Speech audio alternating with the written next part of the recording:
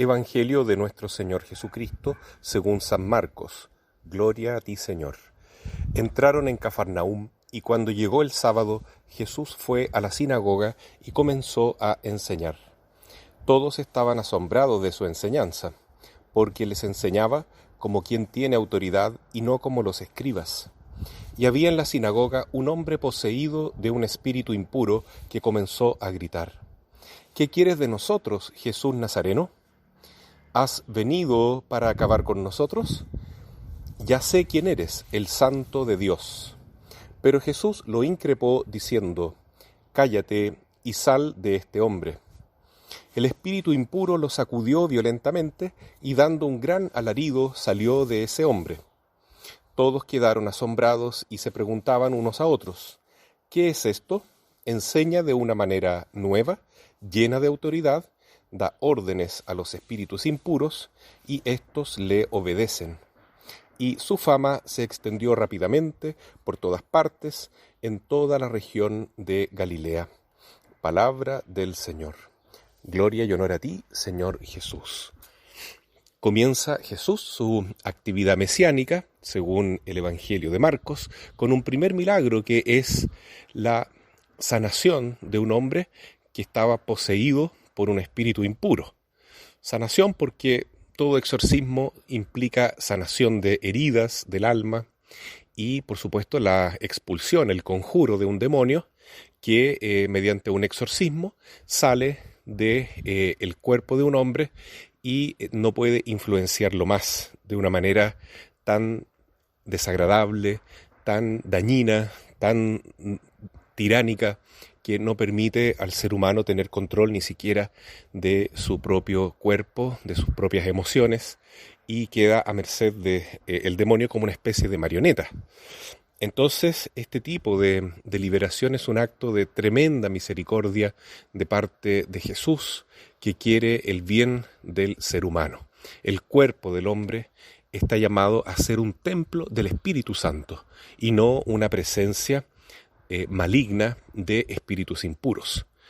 Entonces, Jesús, cuando ve este demonio que empieza a, de alguna manera, dar testimonio de él, diciendo: sé que tú eres el Santo, sé que tú eres el Hijo de Dios, sé que tú vienes a expulsarnos a nosotros, a quitar nuestro poder, Jesús le dice: cállate, no quiere dialogar con el demonio.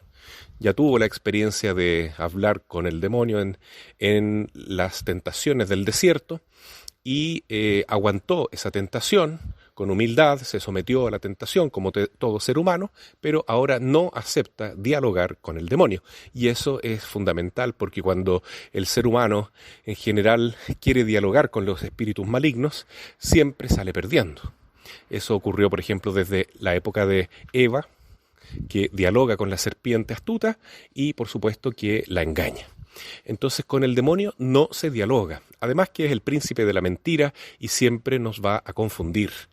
Entonces, simplemente hay que decirle: cállate. Y en segundo lugar, Jesús le dice: sal de ese hombre. Jesús no quiere que el demonio esté presente en nuestra vida dominándonos.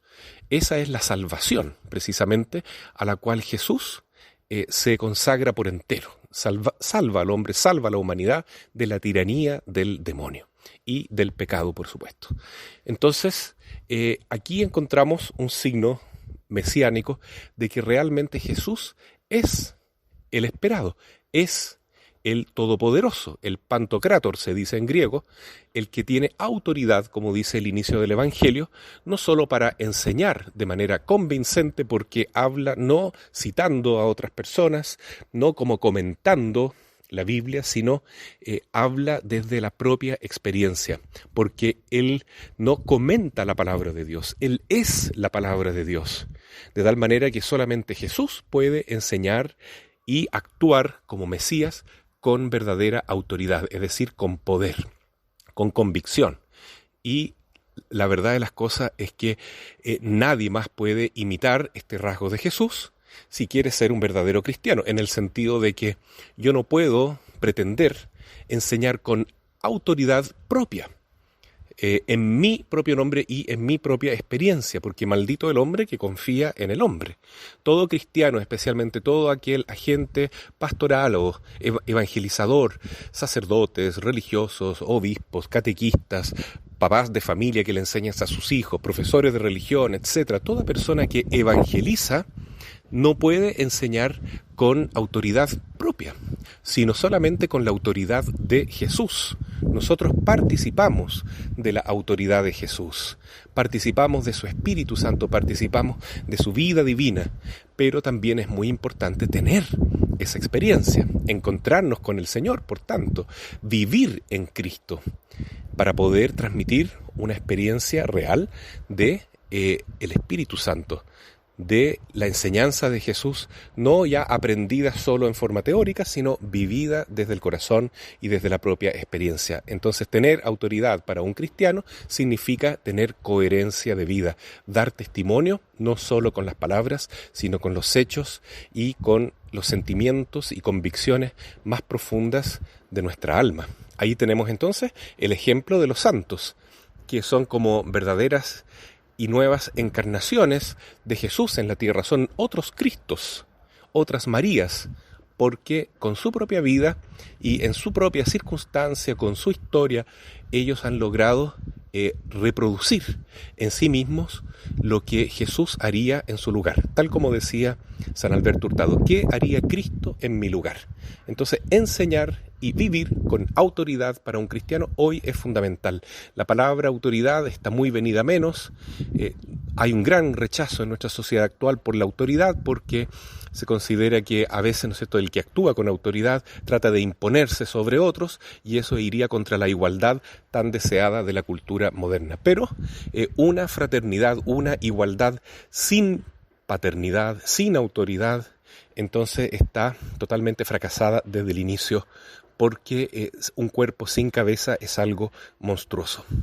Entonces es fundamental en este Evangelio, primero, reconocer que solo Jesús tiene autoridad.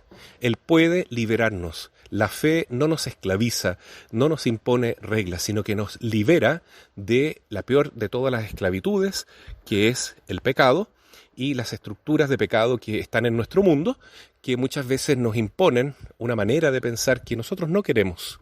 Podemos liberarnos entonces de lo que piensa la masa, lo que piensa la corriente, siguiendo el camino de Jesús con toda tranquilidad, no teniendo miedo del que dirán y ni siquiera de la persecución, porque me basta con que Jesús camine a mi lado. El Señor es mi pastor, nada me faltará. Me basta, como decía el domingo anterior del bautismo de Cristo, que el Padre Celestial diga: este es mi Hijo muy amado.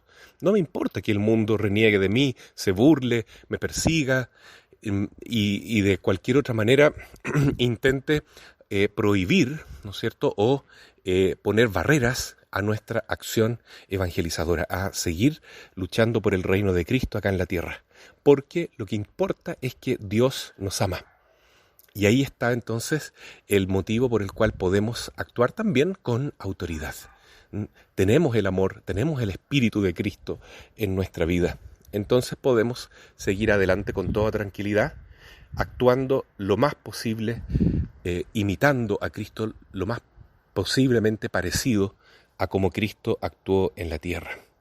Vamos entonces en este día a pedirle a la Santísima Virgen María y a San José que renueve la vocación de todos los sacerdotes, de todos los apóstoles dentro de la Iglesia, laicos y consagrados, y también convoque, llamen nuestra Madre y San José en el nombre de su Hijo Jesús a muchos jóvenes y a muchas personas para vivir esta entrega total en la consagración, en la vida sacerdotal, en la vida religiosa y también vocaciones de matrimonio santo, que es tan importante hoy en día recuperar esta dimensión de la familia que busca la santidad.